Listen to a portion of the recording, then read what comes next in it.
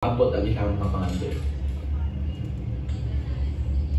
So, sa mga friends natin na Tagalog po, ito po i-translate ko po. Sana po sir sa ating production po at sa maging translator po ako ngayon at ma-invite po ako sa season ko. Eto na nga. Ano daw ang characteristics ng isang Bisaya na parang same kami na characteristics na, and of course para para lumaban sa buhay at para maging isang perfect at go. Naiintindihan na nila. Okay, go. Sir Ace, salamat sa tanong mo, Sir Ace. Ang characteristic talaga ng Bisaya na which is meron tayong dalawa baya na sino din mga Bisaya dito is yung kaisog sa Bisaya, pakaisog, or sa Tagalog katapangan. Kasi siyempre kung sa totoong real talk lang tayo, ang Luzon is central talaga to ng Pilipinas. Ang nasa Luzon talaga, kung galing kang ibang bansa, bababa ka muna ng Luzon bago ka pumunta sa mga provincial, di ba? Pero ang mga Bisaya, ang layo namin sa central. Andun kami sa Puwetan, kundi man sa Puwetan, sa Paahan. Pero lumalaban pa rin kami kahit feeling ba namin na ma-OP ba kami, mahiya ba kami.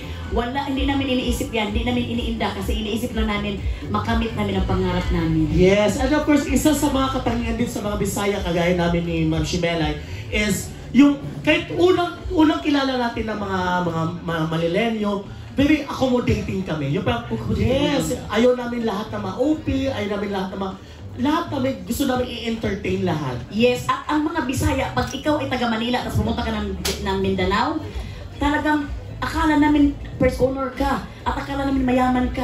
Kaya alagaan ka talaga namin, kahit wala kaming pambili ng merienda, mag-utang kami para ipakain sa'yo. Yes, yung mag-utang kami ng mga dilata, kung hindi yung mga pansit canton sa labas. Talagang ibibigay namin yun sa'yo, kasi gano'n ang mga Bisaya, kumbaga hospitable. Yes, very hospitable, and of course, kami mga, trustworthy and arriesgada kaayo ka lang. Wala kaming inaatrasan. Oo. Nakaw lang yun. Hindi kami nakikinig sa mga negative. Yes. So, good vibes lang. Kaya naman, hello Daligon tayo dyan. Yes! Hooray! Correct! And of course, ayan. So, eto na. Tapos na tayo sa ating online. Proceed naman po tayo sa ating mga kaibigang press and of course influencers na nandito sa atin, mga live audience natin. So, unahin natin of course, si Niza Marinas from Click Cebu. And so, basahin ko lang po, at saka since wala naman po siya, eto yung tanong niya. Unsa ang pinakanindot na compliment nga imong na-receive as solo host? So, I will translate it in Tagalog. Ano ang pinakabongga compliment na na-receive ni Miss Melay as a solo host? Alam mo, sa totoo talaga, weakness ko talaga yung compliment. Sobrang weakness ko talaga ang ma-compliment kasi mahiya talaga ako mahiya talaga ako dahil feeling ko hindi ko nga deserve na i-compliment. Sobrang saya talaga ako na pag nag-smile na kayo, sobrang pero ang pinaka-compliment is yung sabi nila na nakuan ko daw na kaya ko daw mag-isa. So yun ang parang sa akin, parang sa feeling ko, salamat naman Lord. Uy nga, una di ba nung nag-open ako sa inyo, nasabi ko kinabahan ako dito, baka hindi ko makaya itong solo na kwento. Pero sobrang happy ko dahil Bisaya na pagtagumpayan ko. Pero yung sinabi nila, parang nagbigay sa akin ng courage ba na, ay salamat Lord, kaya ko pala. Pero sa totoo lang, weakness ko talagang ma-compliment. Kaya gumagano yung mukha ko, kasi parang ayaw ko makanang manimukuan. Diba ka na yan, mga Bisaya, parang yung... Yes, ayaw mo mahadlok ka na maulawan. Hindi naman sa matakot akong mahiya, pero yung mahiya ako ba kung deserve ko ba yung sinasabi nyo, char lang yung mahiya talaga ako. Pwede ba umalis na lang ako ngayon? Basta yung compliment talaga, mahiya talaga ako dyan. Uy, pero you deserve it. You deserve it from the very start and until now na isa ka sa aming inspirasyon na nakayanan ni Miss Melay Cantiveros as solo host. Why not kami naman mga ikaw yung namin isa sa mga mother na mga Kabisayaan. Ganon. Grabe na po na siya. Season 2 jud ni siya. So eto na. Next is Sir Alan Sancon from Stars Photog. Ayan. Parang medyo delikado yung sinabi mong word na photo sa Bisaya, yung delikado yun. Lahi po to siya. So congratulations, Melay, dito sa season 2. Nandito rin kami nung season 1, no? Kaya nga sir, salamat Sir Alan sa inyo. Uy, lagi kayong nandyan pa. Actually, in-expect namin na dahil sa galing mo mag-host, magkakaroon ng season 2 talaga. Ano, uy, At salamat. ito na nga yun, di ba? So, yung tanong ko, Melay, sa dinami-dami ng mga celebrity na guest mo kanina, ay nung season 1, parang sino ka yung yung parang memorable na in-interview mo? Sabi kanina yung medyo kinabahan ka, di ba? Pero ngayon, ano yung memorable dun sa mga in-interview mo at sino yun? Bakit?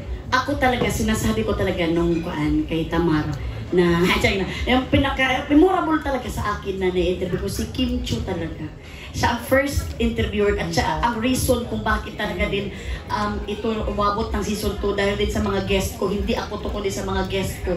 Number 1 na dyan si Miga ko dahil kaya umingay talaga yung pagka-opening ng aming season 1 kasi si Miga ang number 1. Alam mo bakit? Kasi pag ini-interview kasi siya, napanood ko lahat yung interview ni Miga kasi idol ko siya, hindi pa ako nag-artista eh. Napanood ko rin siya sa Chris TV, napanood ko rin sa Magandang Buhay. Iba yung sagot niya sa Tagalog eh. Nung nag-Tagalog siya nasagot, parang yung sagot niya parang tinatranslate pa niya sa otak niya yung gusto niya isagot. Pero nung nag-Bisaya siya, panoorin niyo yung Bisaya niya na sagot, wala, kanang no holds bar. Oo, parang... Kasabot ka sa lingon, naintindihan mo yun? The holds bar is the bar of holds. No, wala siyang parang tinatago. Isang tanong, mabilis agad yung pagkasagot, hindi na niya pinag-isipan. And kung mapapanood yung season na yun, yung kay interview ko kay Kim Cho, kay Miga, talagang galing sa kaibuturan ng kanyang puso na marami talagang na-amaze din doon sa kanyang wisdom na sinare na doon sa kuan-on-one. Please, replay. Replay pala sa usan. Thank you, Melay. Yung second question ko sa'yo, dahil season 2 na ngayon, at sabi mo nga, maraming i-expect pa ng mga guests, di ba? Ikaw kung may choice ka, not just celebrity, even siguro kung ano man yan, politika man yan, or kung Hollywood man yan, di ba? Sino yung gusto mong i-guest sa one-on-one mo? Season 2 or season 3 or kung susunod ng mga season? Uy, salamat. Ako, salamat talaga Sir Alan. First of all, thank you so much Sir Alan. Over-supportive talaga si Sir Alan lagi. Actually, kulang na lang magkagusto ko dito kay Sir Alan eh. Kasi talaga yung paglabas ko ng PBB, talagang lagi niya ako sinusundan. Kaya nga nung nilalakad ako sa kanto, parang si Sir Alan to. Ibang pakilaw na pala. Sir Alan, thank you so much talaga. Lagi talaga itong supportive sila. Uy, ako, sino yung tanong Sir Alan? Yung sino yung guest ko na talaga. Kung may choice ka, sino ako ang gusto ko talaga sa politika. Siyempre, ang very own namin sa Jinsan, si Manny Pacquiao. Kasi alam mo naman, pag Bisaya talaga gusto ko itanong kay Sir Manny Pacquiao na unsa ang feeling, ano ang feeling na maging ganito ka-powerful, yet very humble. Kaya hindi mo ba yan makitaan niya ng mga alahas sa katawan, di ba? Hindi mo makitaan niya ng relo lang yan, na isang relo lang yan. So, gusto kong malaman paano, kasi because the wisdom yung makukuha natin sa kanya. At kung ngayon na ganito ang buhay nila, paano sila sa bahay, mariremain pa rin yung pagkabisaya nyo eh. Kahit mayaman kayo, yung pagkabisaya nyo, andyan pa rin. Yes.